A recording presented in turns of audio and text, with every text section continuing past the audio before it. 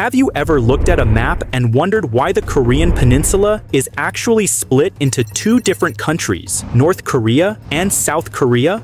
Well, to find out the answer, we actually have to go way back in time. This is the story of why the Korean Peninsula is split into North Korea and South Korea, and the reason actually goes way further back than you might think. In the beginning, Korea was actually divided into three kingdoms, Goryeo, Baekje, and Silla. Instead of just being a single Korea, Goryeo was the largest in the north, covering much of North Korea and even parts of Manchuria in China. Baekje was located in the southwest of the peninsula, around South Korea, and Silla was in the southeast, also in South Korea. These kingdoms lasted from the 1st century to 668 AD.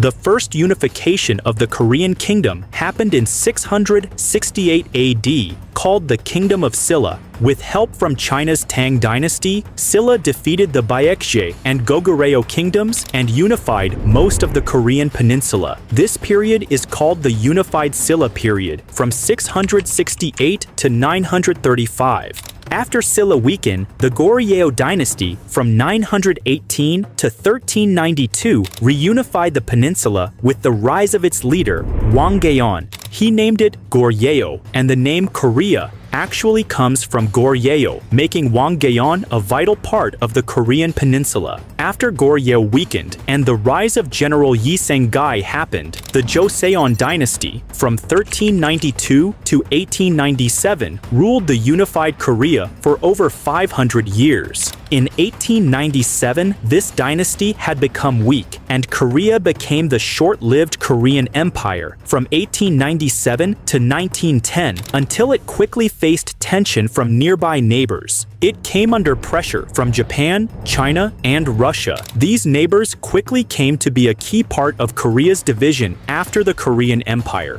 Japan was the first country to fully impact the split of Korea. Japan managed to modernize fast. After the Meiji Restoration in 1868, when the Emperor Meiji took over from the Tokugawa shogunate, Japan transformed into a modern industrial and military power after taking inspiration from Europe.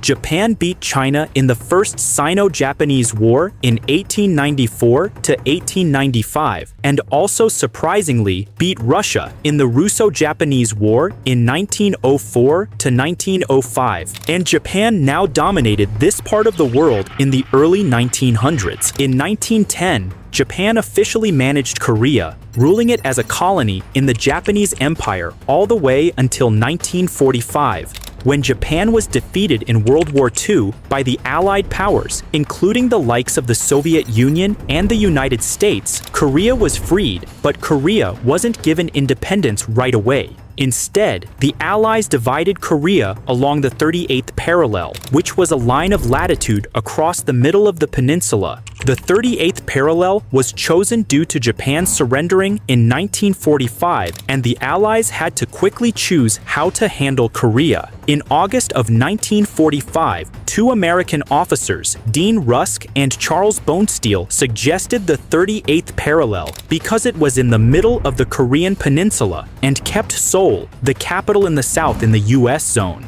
By this time, the Soviets were already in the north, moving from Manchuria, making this divide natural. At first, this divide was supposed to be temporary, but tensions between the Soviets and the Americans quickly turned it into a permanent division. By 1948, two rival governments had already formed. In the north was the Democratic People's Republic of Korea, led by Kim Il-sung and supported by the Soviets. In the south was the Republic of Korea, backed by the United States. But the turning point came in 1950 when North Korea invaded South Korea, hoping to reunify the peninsula by force. This started the Korean War, which lasted until 1953. The conflict drew in the United States, United Nations forces, and China. After 3 years of devastating battles, the war did not end up anywhere, and the border was fixed near the 38th parallel yet again. the dividing line became to be the DMZ and demilitarized zone, which became to be one of the most heavily guarded borders in the world. That led to North Korea developing into a closed communist state under the Kim dynasty, while South Korea grew into a democratic and economically powerful country. And that's why, when you look at a map today, you see a divided Korea with North Korea and South Korea because of lasting history legacies of different battles.